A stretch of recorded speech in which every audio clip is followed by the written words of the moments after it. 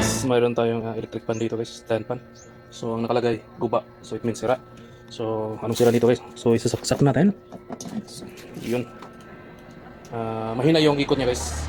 At ito nakasagad na siya. So nakatry na siya. So 3, 2, 1. So mahina pa rin. Yun yung 1. Grabe ang hina na.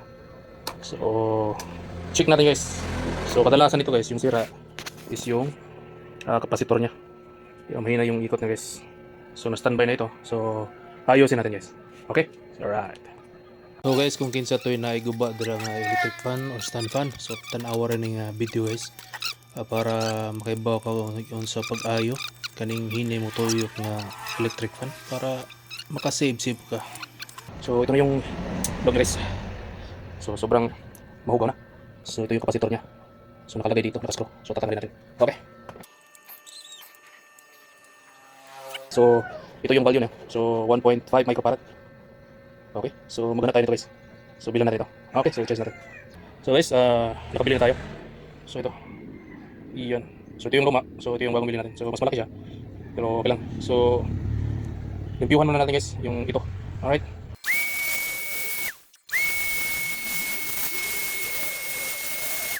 So lagyan natin ng kapasitor. So ito yung bago.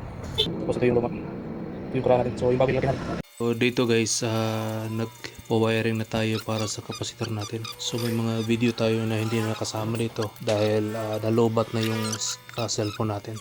So guys, nakataon na yung wiring natin para hindi natin na video.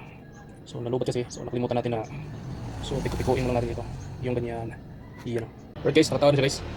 So try natin. Okay. So yun guys. So yun guys. So kumanda na siya guys. Iyan ang ikot na. So number 2. Iyan. So success yung ayun o.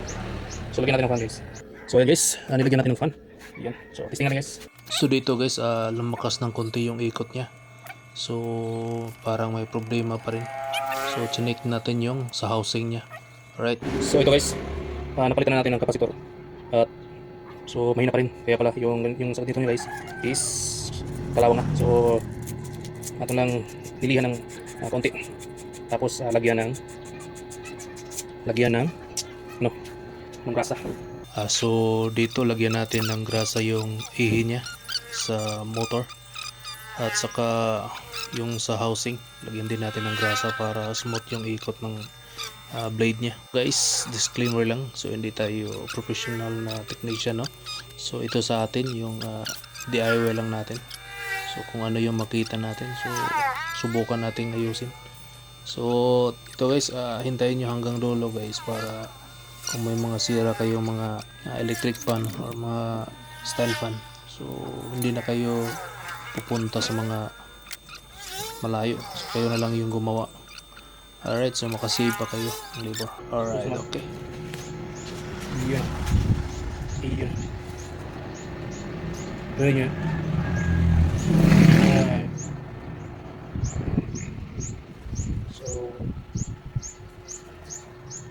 So guys, so timbol natin.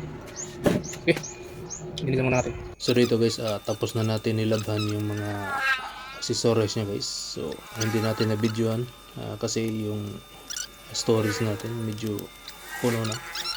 So ito parang bago na rin. Alright, so maganda ito guys. Pang pawala sa init. Okay. So saksak na rin guys. Yay! Alright. Alright. So 1. Iyan 1 yan guys. So 2. Iyan o. Dahil sobrang init guys. So 3. Iyon. What's spice?